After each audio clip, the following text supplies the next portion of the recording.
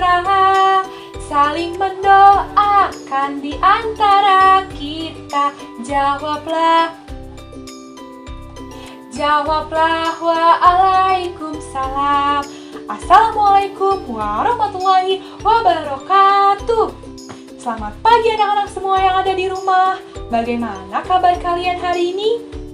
Alhamdulillah, semoga kalian selalu dalam keadaan sehat walafiat ya, sehingga kita tetap semangat untuk mengikuti pembelajaran pada hari ini. Nah, pada kali ini, Ibu akan membahas mengenai kelas 5 pada tema 8, yaitu lingkungan sahabat kita, dengan subtema 3, yaitu usaha pelestarian lingkungan, dalam pembelajaran ketiga.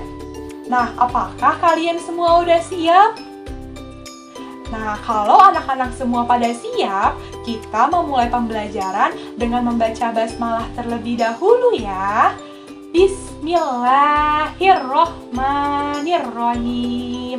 Amin. Semoga dengan kita membaca basmalah, pembelajaran pada hari ini dapat berjalan dengan lancar ya.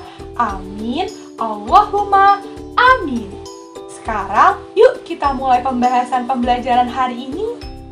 Di dalam kehidupan sehari-hari, kita tidak lepas dari kegiatan ekonomi.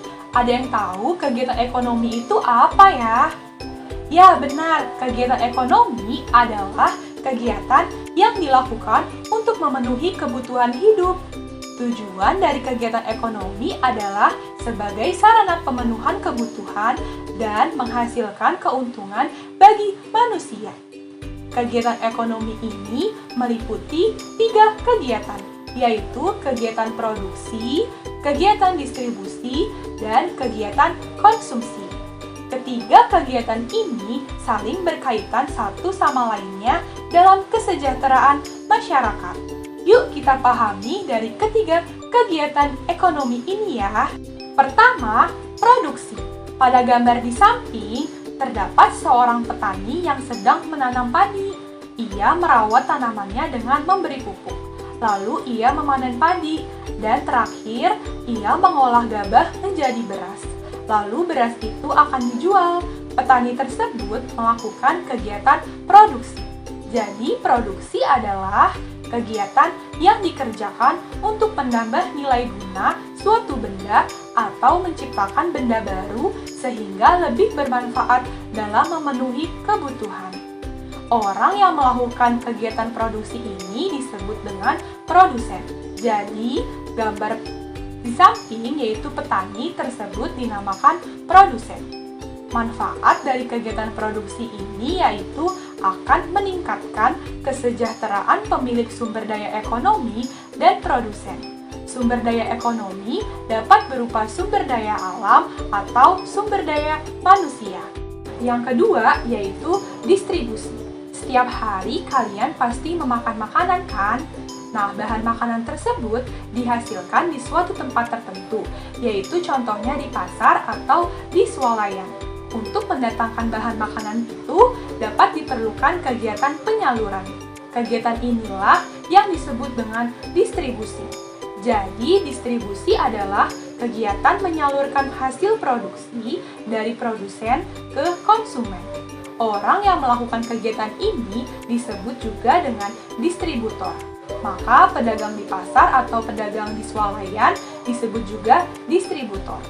Manfaat dari kegiatan ini adalah menjadikan hasil produksi dapat segera sampai kepada konsumen dengan cepat dan tepat, sehingga kebutuhan konsumen dapat terpenuhi. Ketiga yaitu konsumsi. Contohnya ketika kalian membeli jajan di kantin ataupun makan bekal di rumah, yaitu termasuk kegiatan konsumsi loh. Jadi konsumsi adalah kegiatan manusia mengurangi atau menghabiskan nilai guna suatu barang atau jasa untuk memenuhi kebutuhan hidup. Nah, orang yang melakukan kegiatan konsumsi ini disebut juga dengan konsumen. Maka konsumen itu bisa disebut juga dengan kita atau manusia.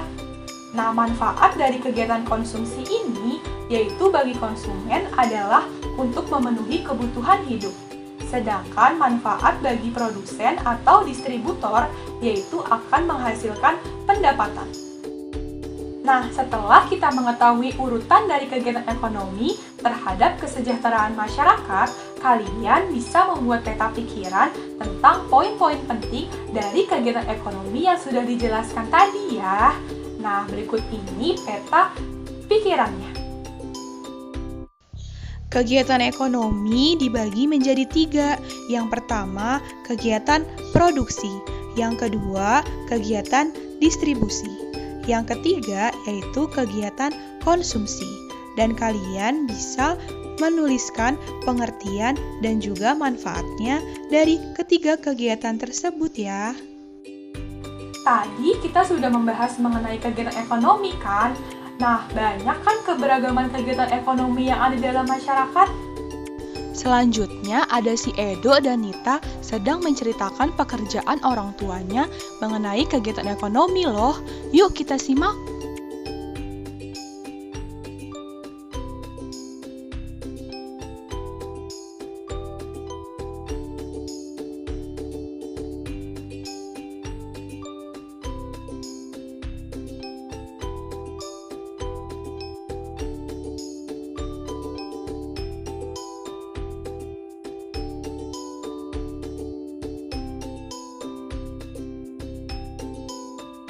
Sudah mendengarkan cerita Edo dan Nita kan mengenai sikap toleransi tentang keragaman ekonomi.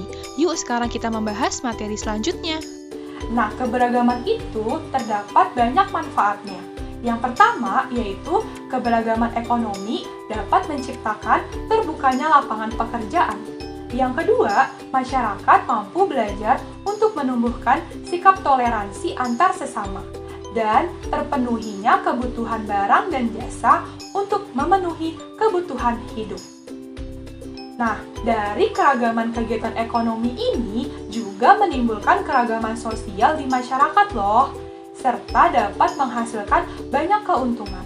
Nah, berikut ini terdapat keuntungan dari keragaman sosial akibat dari keberagaman ekonomi di masyarakat.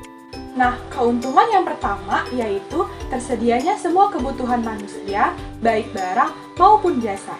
Yang kedua, dapat menumbuhkan sikap saling menghargai antar sesama warga. Yang ketiga, yaitu saling menghargai keragaman ekonomi masyarakat. Dan yang keempat, meningkatkan rasa persatuan dan kesatuan warga. Yang kelima, yaitu dapat meningkatkan kesejahteraan warga masyarakat. Baik anak-anak semuanya, pembelajaran hari ini sudah selesai. Yuk kita ucapkan Alhamdulillah. Alhamdulillahirabbil alamin.